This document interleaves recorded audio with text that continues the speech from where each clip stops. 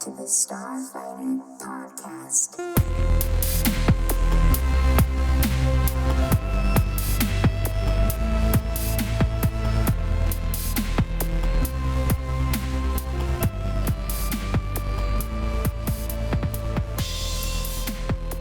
All right, happy Friday, everyone. We are back here at the Starfighter Podcast. It's your co-hosts and creators of the show, Dom and Jake. Jake, how are you doing? Not bad.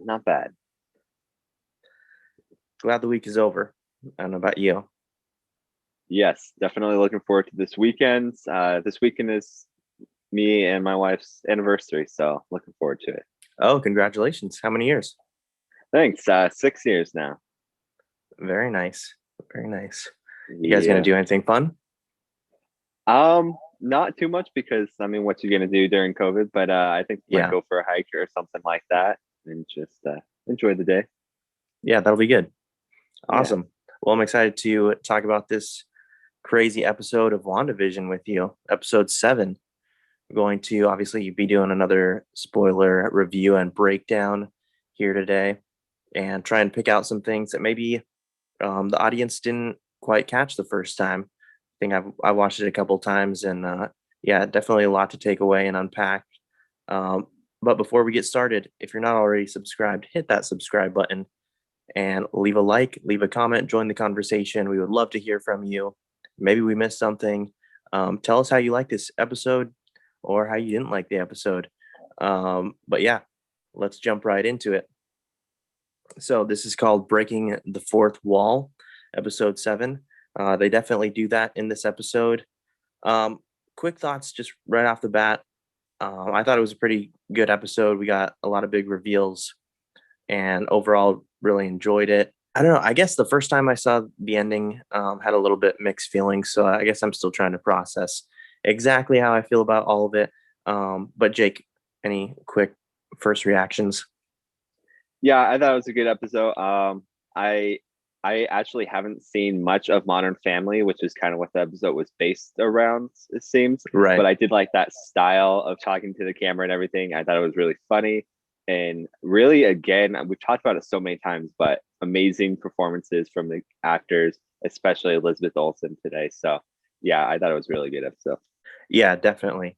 Totally agree with all that. You're also seeing really like the diversity in their skills and like being able to, change and really adapt their acting skills and performances to whatever the era or time frame is, of that specific episode, which is really cool. And yeah, we definitely saw that from her. We also definitely get some Office vibes too. But yeah, we'll touch on that more. But yeah, let's just start out with that opening scene. She's kind of having this little monologue, trying to address the audience and kind of have people relate to kind of what she's going through, like her feelings as far as what happened in last week's episode. And, kind of like freaking out during that Halloween episode. And then we see this funny scene with, the kids and their video games are like starting to freak out and the controllers are changing and to different eras of controllers. Thought that was pretty cool. Obviously, I think you probably enjoyed it too because we got to see both Nintendo fans here. So Wii and then GameCube. Also a fan of the game Uno, and that's what they ended up with at the end. So that was kind of funny. But yeah, tell me about this opening scene and how you liked it. Yeah, it definitely started out a little different. Different feel for the whole episode because the whole thing is, besides like a couple times with like the stork and stuff, she's pretty much always been in control. So now just her powers going on the fritz was that basically what it seems like for that whole time. And then yeah, just her attitude for this whole episode was pretty funny. Definitely reminded me, I don't know Parenthood or Modern Family that well, I should say. I don't either. Yeah. I from what I've seen, she was really acting like one of the main characters from it. And I thought it was pretty well. I have enjoyed the addition of the twins. I think they've been pretty good overall. And definitely made some pretty interesting scenes this episode. I still can't like fully tell them apart, or like I still forget who's who. I know. Well, at least they dressed them in their respective colors. So you got to remember, Yeah. Speed is green, Wiccan is red. So as long as Oh, you okay. remember that, but then Gotcha. you have to remember which one's Tommy, which one's Billy. Yeah, that's where everything goes wrong for me. Right. Then we get the cereal scene, kind of just a funny little thing where we see that the cereal she's eating is sugar snaps. And I don't know if you picked up on this, but like just having the captions on, we get this like radio voice, and he's saying, "Good morning, Westviewans. Thanks for tuning in to WNDA." And there's a little bit more, but this episode, and there's been a couple other episodes that just really drive home that point that she that this is about her, right? And this is she has her hand behind all of this, and controlling things. So that was pretty cool, and we're starting to see like um, certain things, like her losing control once again, and like see this weird distortion with the milk starting to glitch, and then it once again cuts over to that scene with her in front of the camera addressing the audience, and it's like probably just a case of the Mondays, and that's our intro scene, and it cuts into our theme song, which I've heard that is pretty much the Office theme song at like a higher octave. I don't know if you caught that. Very Yeah, reminiscent. I was looking for it. It was kind of hard because there was a bunch of other sounds going on and stuff. But yeah, I Yeah, can see that. they definitely added newer sounds also, because Mhm. obviously I don't want to completely uh, rip it off. But yeah, Right. any more thoughts on this intro? Not too much. Yeah, it was just kind of like her just going with it at this point, like not even freaking out. Like Vision was gone. We should mention that in the beginning. He's still off Yeah, doing his whole thing. So like she's not even trying to control him anywhere. She's just like, all right, it is what it is. Let's just keep this rolling and just gonna enjoy her life basically. yeah, definitely a strained relationship there we're starting to see. Right. So now we've got this sword campground, and we see director Hayward. And talk to me a little bit about this scene, Jake, where he's talking about how they need to launch this plan today. Any thoughts on this? Yeah, I mean, didn't really get to see much of that. We're more focused on Wu's and Monica's plan for this episode. But yeah, I mean that's still his plan. I don't know what their plan is to get in there because clearly nothing can make it through. That's what it looks like. So I guess we'll have to see more of next episode. Really, what his plan is. Yeah, I think we have the impression that he is really trying to get Vision back. I think we'll touch on that more a little bit later, but um, yeah, I definitely believe that that's his sole purpose. Really, we thought that it was um, taking out Wanda, which maybe it still is, but he definitely wants Vision back. So now we're back at home, and like you said before, um, Wanda is a little bit less, charismatic, and not really taking too much of an interest in what's going on with Vision. She's like, "Where's your dad?" The kids don't know. She's like, "Oh well, if he doesn't want to be here, whatever." And the kids ask about, what Uncle Pietro said about the other night, and Vision dying twice, and she's like, "Don't worry about what that man says. He's not your uncle." They're like, "Who is he?" She has this like funny kind of awkward speech about, I'm your mother and you expect me to have all the answers, but I don't. She's like zip zero zilch, which was a reference. I don't know if you got this, but it was a reference to what Tony says in Endgame when he's kind of having like that, crisis and breakdown before he like collapses. So yeah, that was a pretty interesting scene. Any thoughts on this one? I didn't catch that at first. That's pretty interesting. But yeah, she's just like she's telling it how it is basically to her like 10-year-olds. Yeah, was weird that she is telling them that Pietro's not their uncle or whatever. Like, she was so on board with it last episode, but I guess after that little comment, she's still pretty upset with him. I mean, I got the impression that she doesn't believe that it's him anymore after he made that comment. Yeah, it was interesting because he did seem to have the memories. Like, she was almost testing him last That's episode true.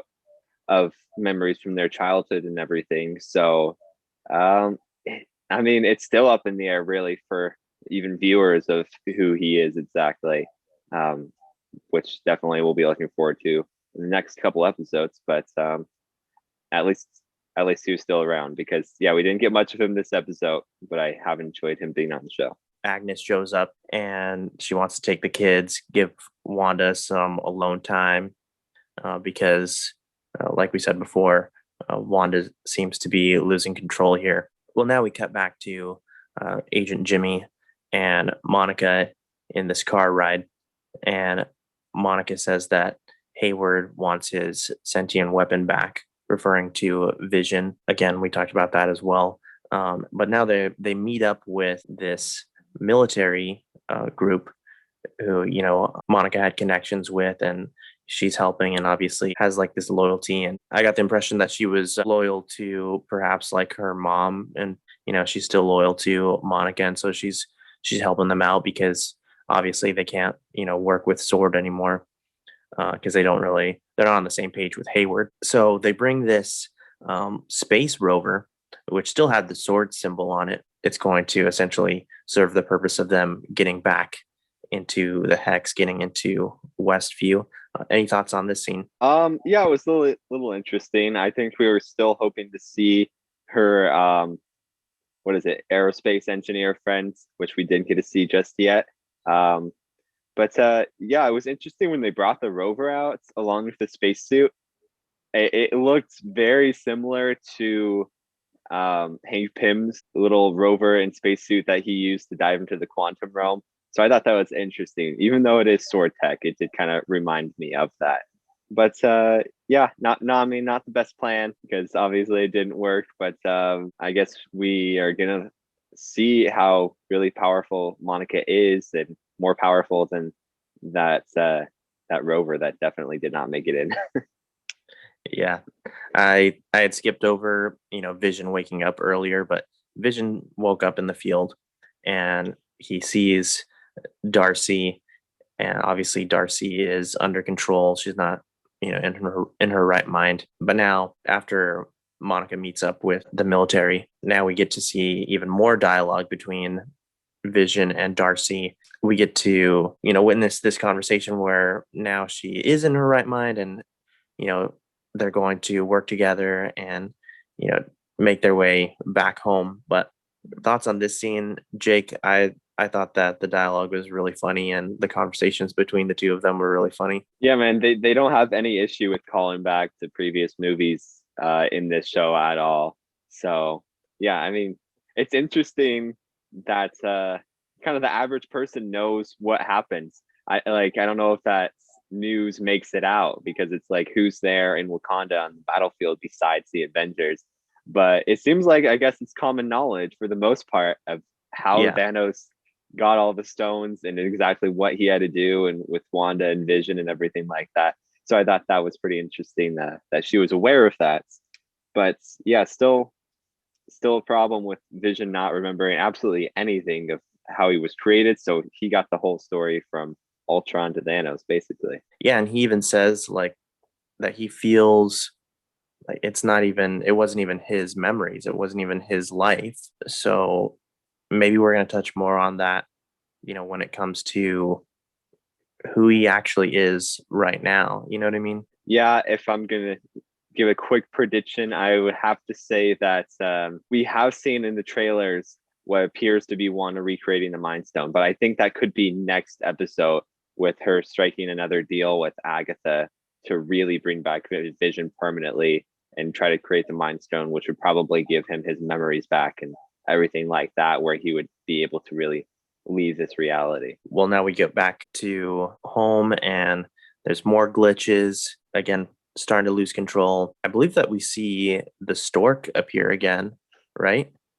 Right. So that was interesting. Definitely something there, perhaps maybe with Mephisto, or maybe you have any thoughts. Maybe you're still of the mindset, possibly Dormammu or something like that. I'm not 100% sure right now. We definitely see stuff Yeah, hard to later say. that does point to Mephisto. There's still the possibility of Nightmare. Oh yeah, So it's a little bit up in the air. Although the show itself has been trying to make us think that Agatha is the main villain at this point. But I feel like that's way too obvious. I think there's definitely going to be a twist upcoming. yeah, me too.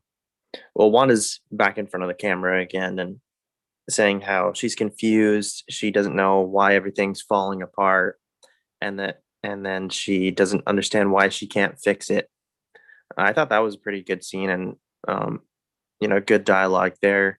You almost start to feel for her, because I think just as humans, just as people, when we go through, you know, traumatic events and stuff, like your first reaction a lot of times is like, what can I do to fix this? So definitely building this sympathy for her character, even though our faith in her is like shaken at certain points, because we don't know, like, oh, is Wanda becoming the villain now? Or is she still the hero that we've seen her in other movies?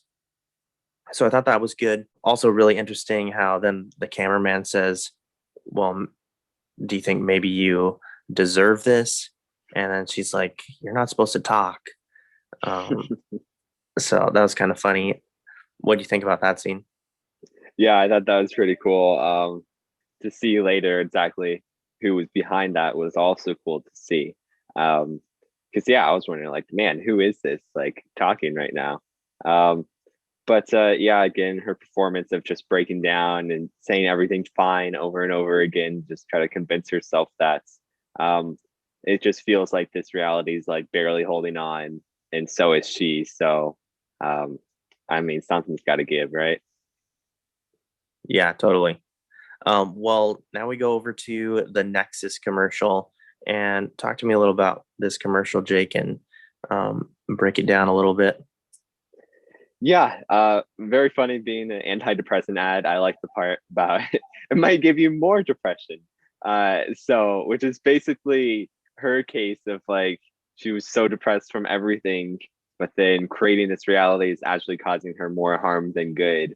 Um, but interesting to call it the Nexus, which is a common word in the Marvel comics about Nexus being where all realities intersect. And there is one point where Wanda herself was the Nexus, kind of the realities and multiverse revolved around her. So I could definitely see that kind of being what this is a little bit, not necessarily realities or timelines, but the multiverse revolving around this one space. So really within the hex could be the nexus of the multiverse, which would be interesting. And if she ends up spreading the hex more, the whole world could be really just multiverse of madness, right?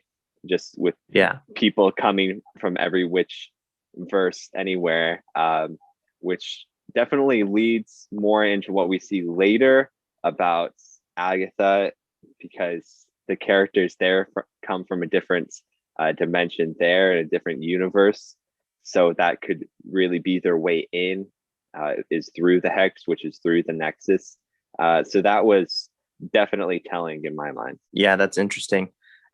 I feel like we could go pretty deep on this commercial. We won't, but I feel like it's definitely possible, because in a lot of ways it's pretty real and definitely hits home, because I feel like, there's definitely points where it's like, okay, yeah, this is part of the show, and there's other points where it's like, this feels like an actual commercial, you know?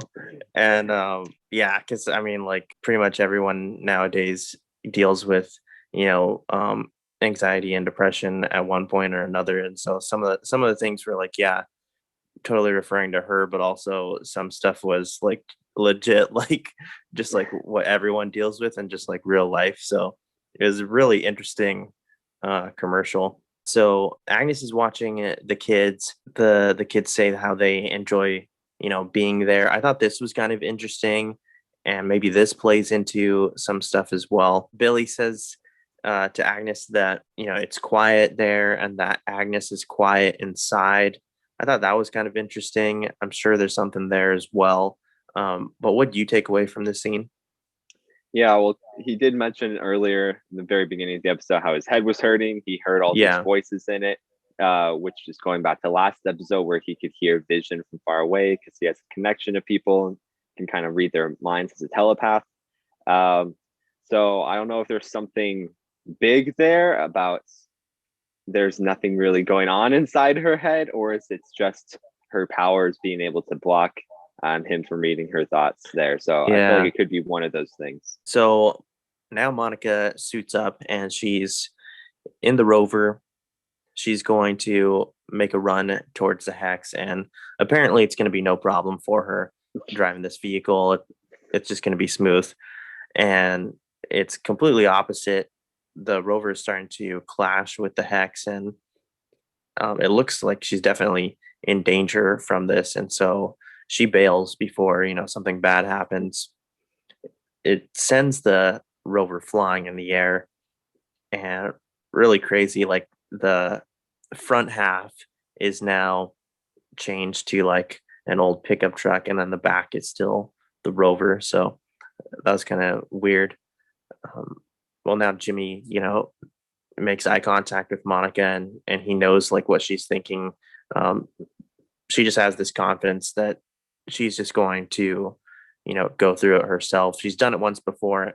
And I think maybe she doesn't really talk about it, but I think maybe she's starting to have more confidence because she's aware of her powers, and we see them activate a couple times too, and really give us that hint that this is in fact Photon, her character from the comics. And so she goes through the Hex once again. Really interesting as well. We get these callbacks from other movies and dialogue from other characters and references back to her mom and Nick Fury. Talk to me a little bit about this. Yeah, well, for one, those voices were very hard to hear. I had to watch it a couple times to try to pick out what was I hearing.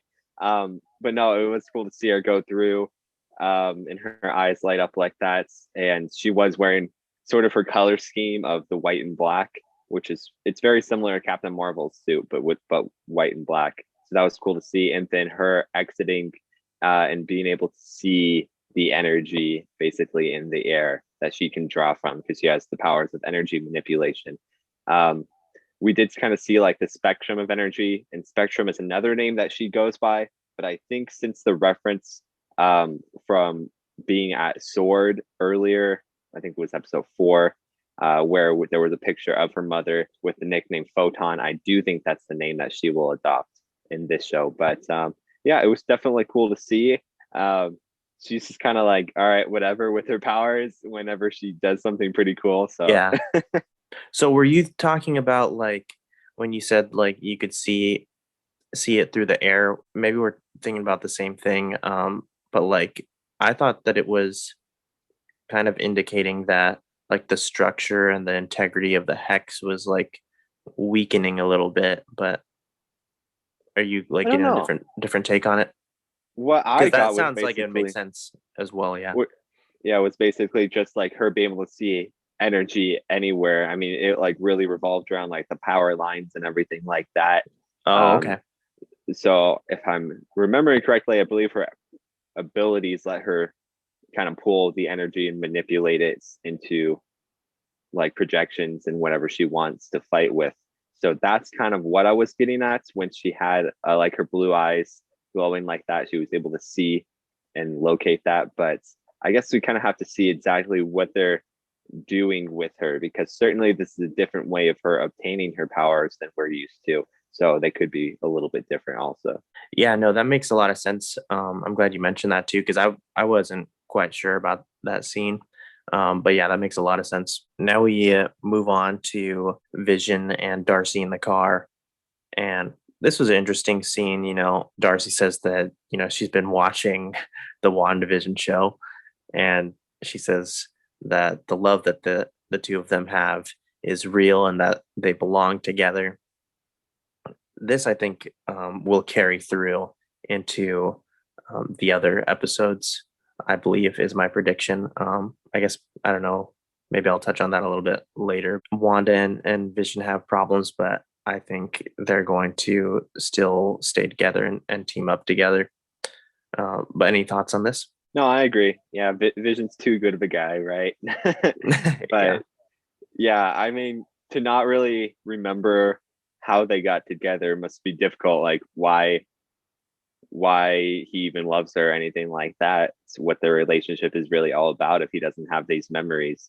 But yeah, I did like Darcy saying that she was watching WandaVision. Always a great trope when they say the name of the show in the show. So yeah, that was great. So now Monica breaks into the house and Wanda is really quick to get on the defensive and she doesn't want to hear it. We get this confrontation. She's pushing Monica back out of the house and Monica's trying to talk some sense into her. Again, we see her powers really come into play here when Wanda tries to like throw her at the ground kind of with force, and just the way that she lands, just like really convincing that we're going to see her become this hero that we've heard about from the comics. So I thought that was really cool. And of course, Agnes comes once again to interrupt, and also really interesting. There's 3 people that are like witnessing this whole confrontation, and it's Agnes, it's the mailman, and it's Dottie. Did you pick up on that? I did, yeah. I've heard that this really means something, and basically, I think that the 3 of them are kind of together. I think we'll talk a little bit about our post-credit scene also, but I think that ties into this as well. Yeah, give me your thoughts on this, on all this scene. Yeah, it was interesting. The mailman, he's come in a few times and just said his little thoughts here and there. But he's definitely someone we don't really know about. Sort of like Dottie, where she didn't have her profile at Sword. So it was interesting to see her again because we haven't seen her in forever. But yeah, I mean, like, who exactly could they be? Are they actual like named people that we know from the comics? Are they just people that she's bringing in from whatever dimension to just kind of help her out? I don't know. I mean, I guess we'll see more from these characters, but I mean, there's only a few episodes left to really discover like who all these people are. So it's interesting. Yeah, I was kind of happy today because I listened to some other podcasts and kind of hear what they're saying. And I know on a previous episode of ours, because we've been doing a lot of speculation when it comes to X-Men, and I mentioned that I thought that Dottie could be a cool Emma Frost. And so on this other podcast, I heard them say that they think Dottie's going to be Emma Frost. I was like, that's exactly what I said. I think that'd be awesome. And apparently Emma Frost plays into the House of M comic book that some of this is taken from. So that could all definitely make sense. And also, I believe, Emma Frost kind of like walks that line of being a good like hero or, antagonist villain. So I think that's a cool possibility that we could see there. Yeah, for sure, definitely. So the car ride is taking way too long, which is kind of weird. I mean, or is it weird? Like, do you think something is like stopping Vision and Darcy from like getting back home? Yeah, it seems like Darcy mentioned that Wanda was putting up all these roadblocks, but no, I after what we've seen, I think it definitely could be Agatha doing this to slow down Vision. I mean, he's basically the only person in her way right now because Wanda's just kind of going along with it. But yeah, that's what I got out of that. Gotcha. Yeah, so Vision's like, yeah, whatever, like, I'm not gonna just wait around. So he phases through the roof and he's on his way. So I think we're gonna see him, next week catch up and try and save Wanda, but we'll see. So Wanda and Agnes are at Agnes' house, and she's gonna make tea for Wanda for the two of them. Well, Wanda starts to see that something's not right here. There's food leftovers from the kids. We got this weird TV show playing, which I believe is a callback to another kids show. I don't remember the name of it, but Oh yeah. kind of funny. And then like this weird shot of like that cicada like on the curtain. And so Wanda has a bad feeling about everything and asks where the kids are. Oh, they're probably playing in the basement. So she goes down there. Really dark and creepy, mysterious vibes. And I could see where things were going. And then of course Agnes appears down there and gives this big reveal that she is in fact Agatha Harkness, who we speculated and thought that she was going to be. Yeah, I think What we do you had think that about one. that? Yeah, I think we had that one figured out before the show even started. So I mean, it wasn't that Yeah. difficult, but Yeah. no, it was definitely very good. It's almost looked to me at first like this was like a portal or something. Like this is how she made her way into the hex or the nexus.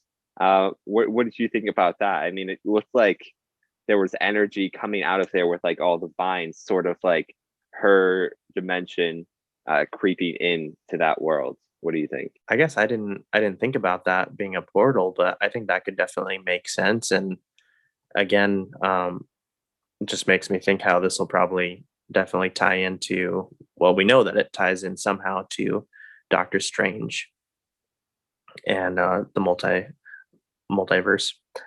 So yeah, that'd be interesting if it was some kind of portal into the Nexus. What caught my eye was like that weird book or artifact thing that was also glowing, had some kind of Mm-hmm. energy. Do you have any idea what that could be? Yes. Well, it should be, and I'm just going to say should, but it most likely is the Darkhold. It does look a little bit different than we have seen in previous iterations. So the Darkhold has been shown in both Agents of S.H.I.E.L.D. and in the Hulu show Runaways. So basically, it's a book made up of dark matter, and it's from the Hell Dimension. Um, and it's said to contain infinite knowledge. So people have used it and read it to learn like languages, how to build different weapons and stuff like that. But what it does is it corrupts their minds and they become obsessed with it and will do anything to keep the book for themselves. So people just kind of go crazy reading it.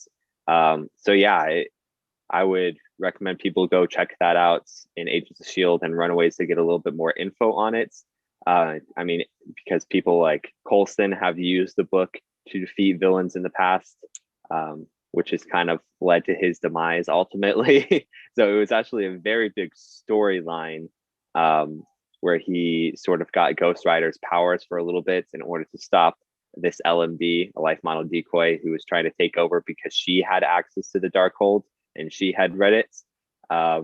So it was definitely an interesting storyline. And then it popped up again in Runaways, and Cloak and Dagger had to come and try to help them as they solved that problem. And they had to defeat Morgan Le Fay, who is another powerful sorcerer that's is from the comics. So yeah, I would have to guess that that's what it is, especially because it's from the Hell Dimension, which we're assuming Agatha is from.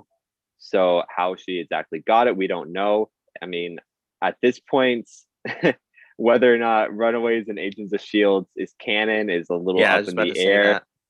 So it's not like I'm trying to remember who's the last person to hold on to it, but I don't think it really matters because I don't think they're gonna really call back to those shows at all. So it doesn't matter where or how she got it. Uh, it could be a completely different story from the Agents of S.H.I.E.L.D. and Runaways. But I mean, I couldn't imagine anything else than that. Yeah, I hope that they come out and say whether or not it is canon and part of it. Do you think that they will? Maybe. I mean, what did Agents of Shield? I think it ended last summer, fall time. So I don't know.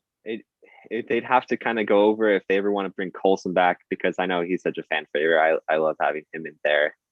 Yeah, he was And cool. we've seen him in Captain Marvel, but that was in the past as far as his future. But spoilers for Agents of Shield, Coulson's dead, so that's kind of how they're going to do that exactly. But there are some good characters in there, but I think they're going to basically leave it to a different timeline, because at one point, Agents of Shield did jump through time and create a different reality. So I think they're just going to go with that and say it's a different timeline. That's what I think they'll probably do, just because it's so difficult to try to link all these things together. But who knows? With it being such a weird multiverse thing going on right now, it wouldn't be that hard to say, oh, this is just a different reality. Let's pull these characters in. Basically, what they seem to be doing with Charlie Cox, because Kevin Feige himself has said that the Netflix shows are not canon, yet Charlie Cox's Daredevil is appearing in Spider-Man. So it's really that simple if they wanted it to just say they're from a different dimension or reality. If they wanted to. Do you know if that one was confirmed though? I mean, who else would he be? I think, well, Charlie Cox is confirmed himself. I didn't know that he was. Yeah, I mean, that's everything that I've read is 100% confirmed that Charlie Cox is in the movie. Okay. So if he's not Daredevil, I'd be shocked. I think it's definitely possible. Because I also just saw recently that Disney was going to get the rights back for like Punisher and maybe Jessica Jones or one of the other ones. Yes, I believe like within the last day or two, the rights actually moved back to them. I don't know how that all works, but that's what happens.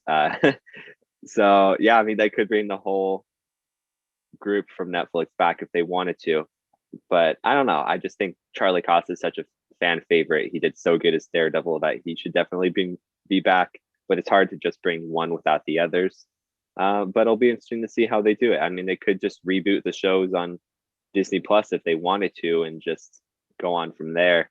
But I mean, I'm glad to have him back at least one more time in Spider-Man. Yeah, that would be really cool. And it'd be a really cool callback to some of the comics where Daredevil and Spider-Man meet up. Also, one of my oldest memories is being a kid, and like my dad brought me home this VHS of like the animated Spider-Man show, and it was the Spider-Man and Daredevil, like two different episodes. Have you ever seen those?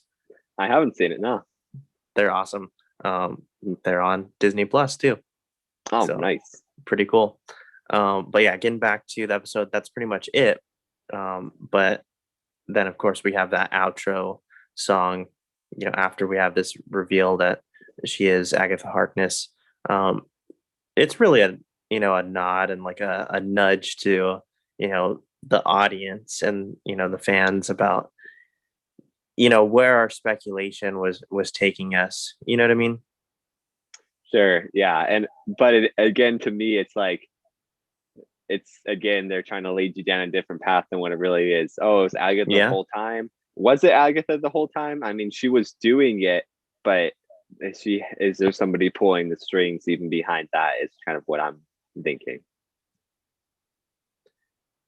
Yeah, because again, it's like still even the reveal is a little too obvious also. Mm-hmm. So it's hard to ever really be sure until like the final episode, of course.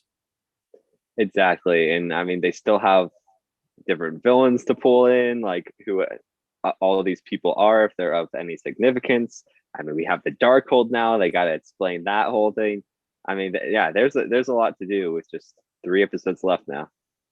It's almost a little bit frustrating, like this anticipation, but also it's brilliant how they've done it, and it's what is bringing back so many people. Because like we talked about on one of our other shows recently, WandaVision has become the #1 show in the US. And so this is definitely a big reason, they keep bringing people back because of the mystery and because of, them throwing you off course where things are going, and just a crazy ride, of course. But any final thoughts on this episode, and then a little bit of prediction for next week? Yeah, overall good episodes, and just to close it out with the post-credit scene, Yes, which people probably missed. I mean, I did personally. we both missed it Yeah, first time. Yeah, I mean, you just assume, like, you look at the timeline on your TV and it's like, oh, 8 minutes of credits. That sounds about right. Like, you're not even gonna because it guess that has there's been more in things, all the other right? episodes. Exactly. Yeah, like the first like three, I watched the entire credit line, even if it took forever, and there's nothing. So I'm like, all right, I guess there's nothing. But it really wasn't much. Just Monica finding a path to the basements and going down there. And then we did see in the whole outro song of Agatha being the one to control Pietro, if that's who it is. Like, was she the one to really bring him there, or is she just controlling him? It's still hard to say, in my opinion. We have seen some theories before. You've probably seen of that Pietro's not Quicksilver, that he's actually the villain, that he could be Ralph. But that doesn't make any sense to me, because if that was her husband, who we assume is more powerful than she is, why would she need to be controlling him, right?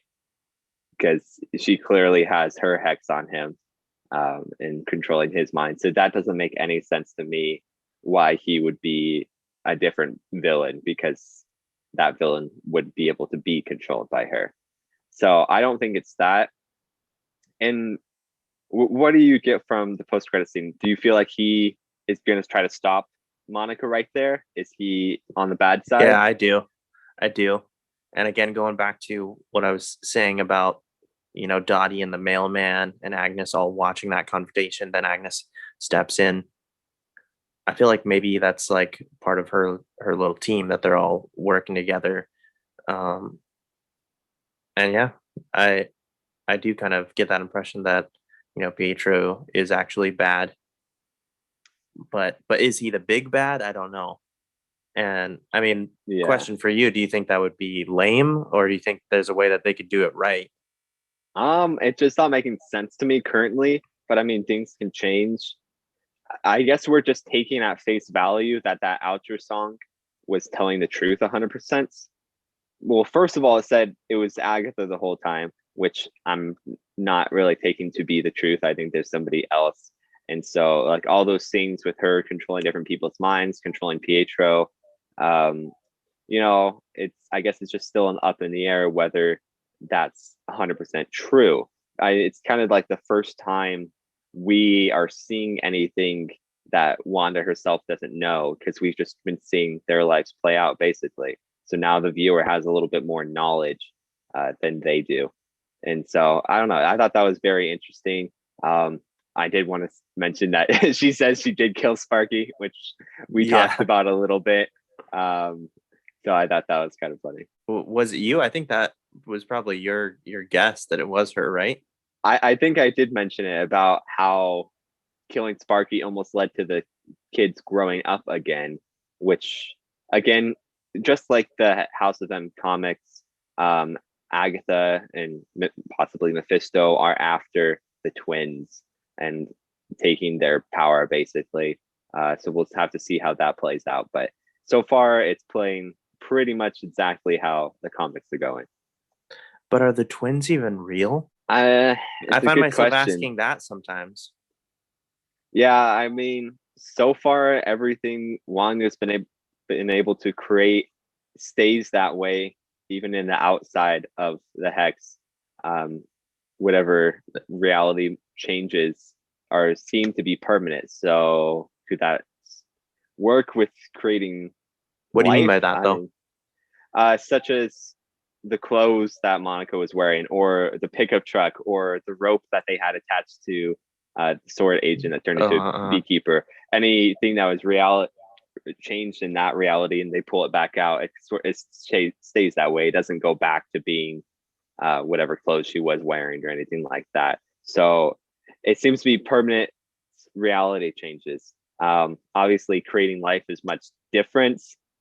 So I mean, I do think they're real. I do think they're trying to set up the future of the Young Avengers and everything like that. Oh, okay. Yeah, I've heard a lot about that as well. Yeah, so I'm guessing for the moment that they're real. Again, going on with the story of House of M, I mean, she basically creates them herself, because obviously Vision's not human, so she kind of does that herself and does have that power to create reality. So the two kids do become heroes in the comics? They do, yeah. Wiccan and Speed are both members of the Young Avengers and different affiliations. So yeah, they are heroes. Yeah, so back to that line, about Darcy telling Vision how, the love that him and Wanda share is real, and that they belong together. And I was saying, I do think Vision's going to go and help. I think they're going to, make amends with their relationship and try to work together still, you know, setting aside whatever confusion and feelings that Vision has. I think he's going to, stick with it and be with Wanda. And also I feel like that because I I go back to this one scene in one of the trailers, like one of our first trailers, where Monica says, "This is our home," and Vision says, "Then let's fight for it." And we haven't seen that yet. Oh yeah, I do think about that, and I think it's coming next week. But I guess we'll see. Yeah, only 2 more episodes, but also I thought there was 3 more episodes. there's only supposed to be 9, but then they said that there's a like making of WandaVision, right? Kind of like Mandalorian Gallery. But Does that count? get this, because I've heard that there's supposed to be a special, like a secret 10th episode. But then today I heard that that making of WandaVision is actually going to be an episode, almost like in the style of a documentary or something like that. You know what I mean? But it's still going to be an episode. That's interesting. Like a fake documentary, like The Office, basically. Yeah. That'd be interesting, because I did see that Kevin Feige said that the last 3 episodes of WandaVision are going to be an hour long each, which clearly this wasn't one. So I guess that's basically saying there's 3 more episodes. Whether the last one is different in a way, I guess we'll have to see. But hey, hour long episodes is awesome, because there's a lot to go over still. Yeah, definitely. Well, is there anything else that we might have missed, Jake? I think we pretty much caught everything. I did see in the news that the actress for Monica, Teyonah Parris, was teasing that she can't wait for people to see who her aerospace engineer friend is.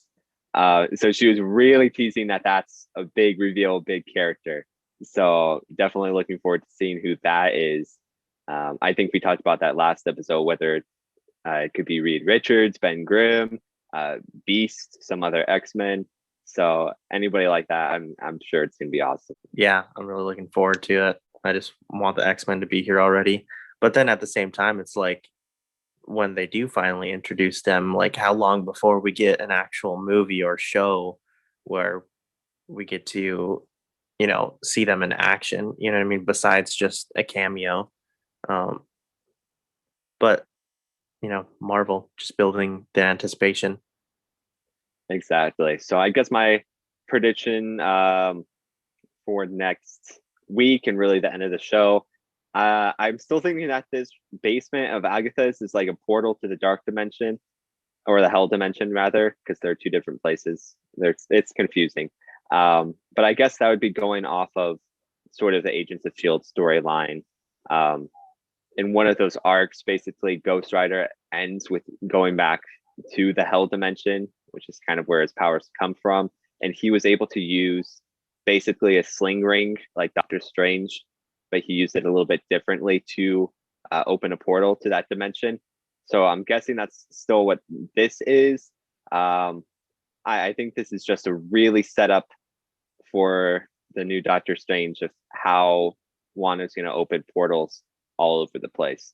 So at this point, I'm thinking she created this reality, right? And then accidentally opened up these portals to different worlds. So, and then again, I'm still hoping that's where Pietro came from, some other X-Men dimension. But I guess we'll see. That's kind of my thoughts. But it'll be interesting to see exactly all of that. If they really try to explain the hell dimension and everything, which we're assuming Mephisto is the ruler of. So yeah, again, a lot to talk about. Few episodes left, but at least they're gonna be a little bit longer and more action packed. And then for next week's episode, I do think we're gonna see the scenes of Vision and Wanda fighting for their town. I think Vision could help out Monica right there if she's fighting Pietro, which would be a really cool scene to see the two of them fight. Yeah. And then the whole trailer that we've seen of Wanda creating the Mind Stone, is that in the past? Did she already do that? Is that fake in Vision's head? Is she going to try to create it for real? It'll be interesting to see that as well. Definitely. And yeah, we're nearing the end, but we will be back next week to discuss episode 8. Looking forward to that. Before we sign out, it's been a pretty productive week for us here, Jake, at the Starfighter podcast. Put out 2 other new episodes, an interview with Marcellus, which is the Get to Know Your Pilot interview. And that was great. Marcellus from the Sidekicks podcast. Go and check out their channel. They're doing a great job over there. We're going to be doing some more episodes with them soon. So stay tuned for that. We're going to have a lot of fun talking some Star Wars with them soon. And then also, Jake and I are on the Stereo app.